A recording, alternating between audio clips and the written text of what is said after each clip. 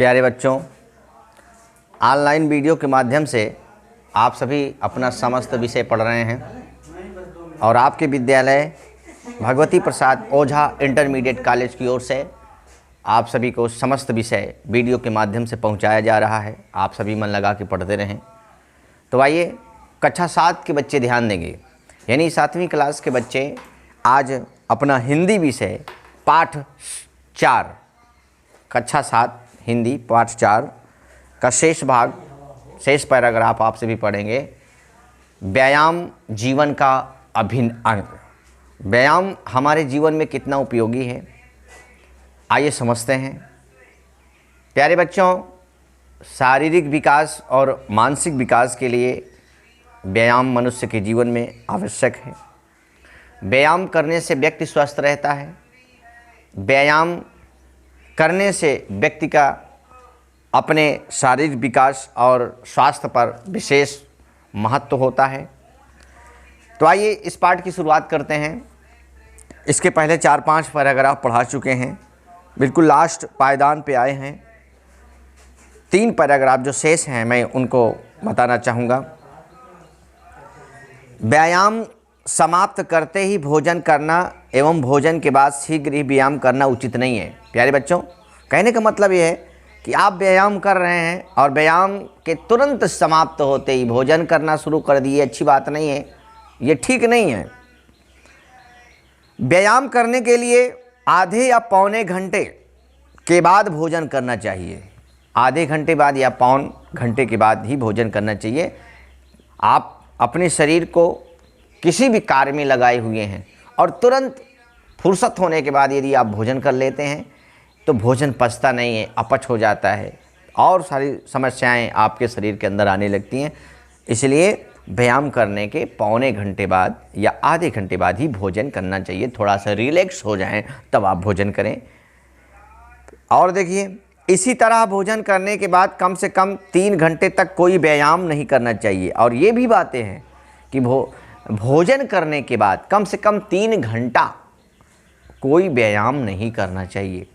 3 घंटे तक आप अपने शरीर को बिल्कुल सही रखें।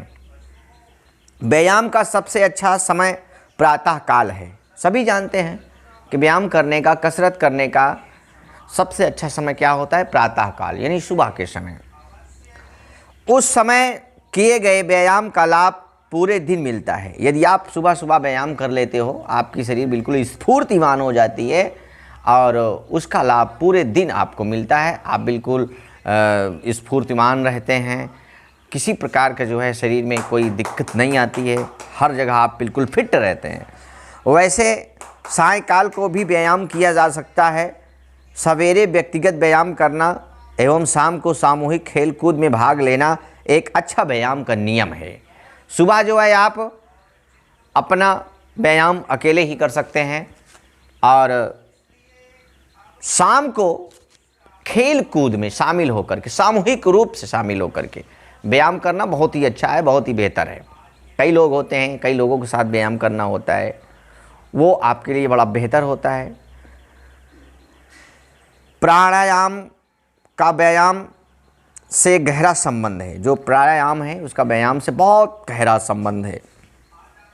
वैसे यह एक प्रकार का व्यायाम ही है, पर दूसरे व्यायाम ही हैं, पर दूसरे व्यायामों में बहुत सहायता करता है। प्राणायाम दूसरे व्यायामों में बहुत ही सहायता करता है।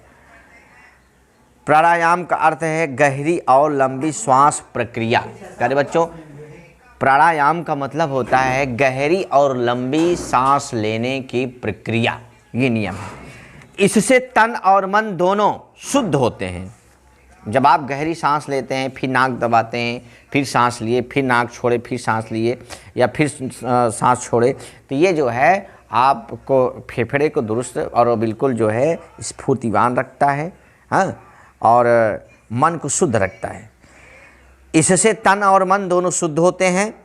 इससे फेफड़ों को ताकत मिलती है। आपका तन मन दोनों शुद्ध, बिल्कुल एक प्रकार से फिल्टर हो जाता है हवा, और जो भी खिंचाव होता है, जो भी उतार चढ़ाव होता है शरीर के अंदर, जो गतिविधियाँ होती हैं बहुत अच्छे ढंग से काम करती हैं, क्योंकि फेफड़ों को ताकत मिलती है। प्राणायाम करने से फेफड़ों को ताकत मिलती है। पेट के सभी अंगों का रक्त प्रवाह सुधरता है। पेट के जितने भी अंग हैं इनका रक्त प्रवाह सुधरता है। रीढ़ की हड्डी मजबूत एवं लचीली बनती है। रीढ़ की हड्डी आपकी मजबूत और लचीली बनेगी। बिल्कुल लचीली अगर रीढ़ की हड्डी नहीं होती है तो मजबूत नहीं कहलाती है। और मन प्रफुल्लित हो जाता है और आपका मन जो होता है वो प्रसन्नचित्त हो जाता है, प्रफुल्लित हो जाता है, बिल्कुल बोझिल और बिल्कुल जो है चिंता मुक्त हो जाता है। बोझिल से मुक्त हो जाता है, चिंता मुक्त हो जाता है। व्यायाम करने वाले को हमेशा प्रसन्नचित्त रहना चाहिए। लटका हुआ चेहरा, बुझी हुई आंखें, मुर्दे जैसी चाल और निराशा से भरा हुआ मन, ये लक्षण व्यायाम करने वाले के नहीं हो सकते, ये तो रोगी के हो सकते हैं। जो बहुत बढ़िया बात बता रहे हैं लेखक महोदय कि व्यायाम करने वालों को हमेशा प्रसन्नचित्त रहना चाहिए, खुश रहना चाहिए, हंसता मुस्कुराता हुआ चेहरा उसका दिखाई देना चाहिए। लटका हुआ चेहरा, बुझी हुई आंखें, जिसका चेहरा लटका हुआ है, आंखें बिल्कुल दबी हैं, बुझी हैं, मुर्दे जैसी चाल है, चल रहा है जैसे कोई मुर्दा चलता हो, लड़खड़ा रहा है? ऐसी बात नहीं। चाल, निराशा से भरा हुआ मन, उदासी से भरा हुआ मन, ये भी कोई व्यायाम का अच्छा तरीका नहीं है। व्यायाम करने वाले को ये लक्षण नहीं होते, ये लक्षण व्यायाम करने वाले के नहीं हो सकते हैं। क्यों? उसके चेहरे पर तो गुलाब खिले होते हैं। जो व्यक्ति व्यायाम करता है उसकी उम्र में भी आप फर्क नहीं पा सकते हैं। 40 वाला व्यक्ति आपको 25 का दिखेगा, व्यायाम करने वाला व्यक्ति। और व्यायाम जो नहीं करता है, बिल्कुल आलसी रहता है, जिसके शरीर में कोई फुर्ती है ही नहीं, वो 25 वाला व्यक्ति 40 साल की उम्र का दिखेगा। ऐसा होता है व्यायाम में। कुछ हमारे गांव में बुजुर्ग हैं, अपने ज़माने में पहलवानी करते थे, आज भी उनके बाल काले हैं, उनके दांत बिल्कुल फिट हैं। जब पूछते हैं तो उन्होंने कहा, वो जवाब देते हैं कि हमने अपने जीवन में व्यायाम किया, अपने शरीर को जो है तपाया है, इसलिए आज हम इस तरह से बने हुए हैं। ऐसी ऐसी मिसाल हैं। आगे देखिए बच्चों, उसके चेहरे पर तो गुलाब खिले होते हैं। जो व्यायाम करते हैं नित्य, उनके चेहरों पर गुलाब खिले होते हैं, बिल्कुल गुलाबी चेहरे दिखते हैं। उसकी आंखों में सितारों की चमक होती है। व्यायाम करने वाले व्यक्ति की आंखों में सितारों की जैसी चमक होती है, बिल्कुल आंखें चमकती हुई दिखाई देती हैं। उसके मन में होता है आशा का दीपक। उसके मन में हमेशा आशा रूपी दीपक जलता रहता है। कोई न कोई विश्वास, कोई ना कोई आशा उसके मन में जगती रहती है कि ये हम कर पाएंगे, ये हमारे मन में बातें आ रही हैं, मैं इसको पूरा करूँगा, तमाम बातें जो हमेशा जलता रहता है। ऐसा आशा रूपी दीपक जो उसके मन में हमेशा जलता रहता है। वह सूरज की तरह चमकता है और चाँद की तरह मुस्कुराता है। जो व्यक्ति व्यायाम करता है वह सूरज की तरह चमकता है और चाँद की तरह मुस्कुराता है। सूरज जिस तरह से सूरज में रोशनी होती है, चमक होती है, तेज होता है, उसी तरीके से व्यायाम करने वाले व्यक्ति के चेहरे पर रोशनी दिखती है, चमक दिखती है, तेज दिखता है। हाँ, और चांद की तरह मुस्कुराता है। जैसे चांद, उसकी मुस्कुराहट कैसे होती है?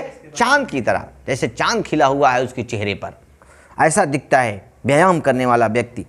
विश्व का सारा वैभव उसके चरणों में लौटता है और संसार का जितने भी संपत्ति और जितने भी वैभव होता है उसके चरणों में लौटता रहता है। यानी कि सब कुछ उसे मिल जाता है, धन दौलत, रुपया, पैसा, माल खजाना, स्वास्थ्य, सब कुछ मिल जाता है। अब किसी ने सच ही कहा है कि स्वास्थ्य ही सबसे बड़ा धन है। यदि आपका स्वास्थ्य उत्तम है, आप स्वस्थ हैं, हष्ट पुष्ट हैं, तो निश्चय ही आप सबसे बड़े धनवान हैं। आपकी सबसे बड़ी ताकत तो आपका स्वास्थ्य है। यदि आपका स्वास्थ्य नहीं अच्छा है तो आप कितना भी धन अपने पास रखें, वो धन बेकार है। स्वास्थ्य अच्छा है तो आप धनवान नहीं भी हैं तो आपको लगेगा कि हम सबसे बड़े ताकतवर हैं, हम सबसे बड़े धनवान हैं। इसलिए स्वास्थ्य कब अच्छा रहेगा? जब आप नियमित व्यायाम करेंगे। व्यायाम करने वाला व्यक्ति स्वस्थ रहता है, निरोग रहता है। और प्यारे बच्चों, ये आपके लिए, आपके जीवन के लिए बहुत अच्छा संदेशा था। इस पाठ में आप सभी अमल करेंगे, अपने नियमित व्यायाम का ख्याल रखेंगे, इससे आपका जीवन धन्य होगा। आज ये पाठ समाप्त हुआ, पाठ 4 समाप्त हुआ। अगले दिन आपको अगले पाठ की ओर ले चलेंगे। धन्यवाद।